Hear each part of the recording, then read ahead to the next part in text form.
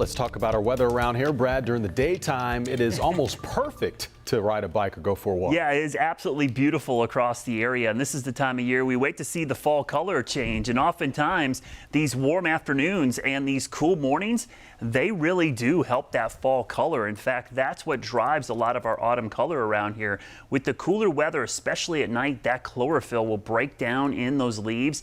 And these warm sunny days will actually help draw it out as well. But you need those crisp, cool nights.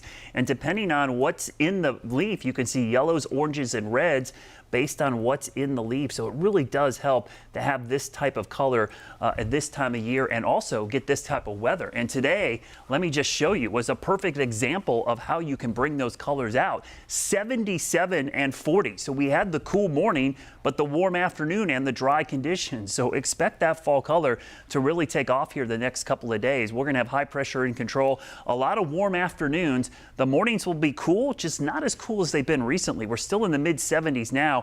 I expect lower in mid 40s tonight under mostly clear skies. Now tonight also we'll have the full hunter's moon. Okay, this is the full moon that gets its name here in the month of October because hunting season starts in many parts of the country. Now it's technically full tomorrow morning, but remember midnight, it's tomorrow, so it's technically tonight. Moonrise is 7:33, 7:25 the moon set. So you got to check it out tonight. By tomorrow night, it'll actually be less full than it will be tonight. There's high pressure in control as the high slides off to the south. That westerly wind is going to warm us up. So the afternoons are actually going to get closer to 80 degrees the next couple of days. There's our dry cold front, moves through, but doesn't really bring us much rain. In fact, it is bone dry around here for the next 7 days. We could use some rain.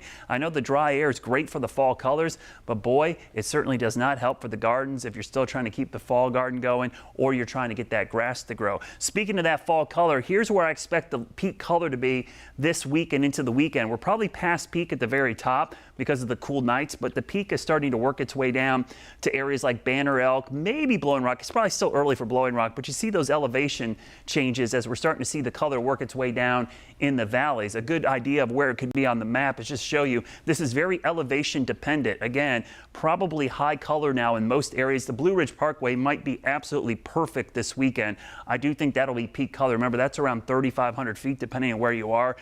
Black Mountain, Mount Mitchell probably past peak a little bit. Asheville still only had moderate color. Remember, that's the French Broad River Valley. It's pretty low. Over in the Balsams and the Smokies, though, we're starting to see peak color over there or past peak at the highest elevation. So this is going to be a great week for fall color in the North Carolina mountains. Tomorrow, back into the upper 60s and your 70. We'll see a lot more 80s showing up on the map tomorrow, especially across the foothills and the Piedmont. Again, the average highs in the low 70s. We're going to blow right past that tomorrow. And again on Thursday and Friday, slightly cooler this weekend, but let's go out 10 days into the future. There are signs of even cooler air late next week and maybe a better chance of rain with highs in the 60s and maybe more of a wet pattern developing. We sure could use the rain. Yep. All right. Thank you, Brad.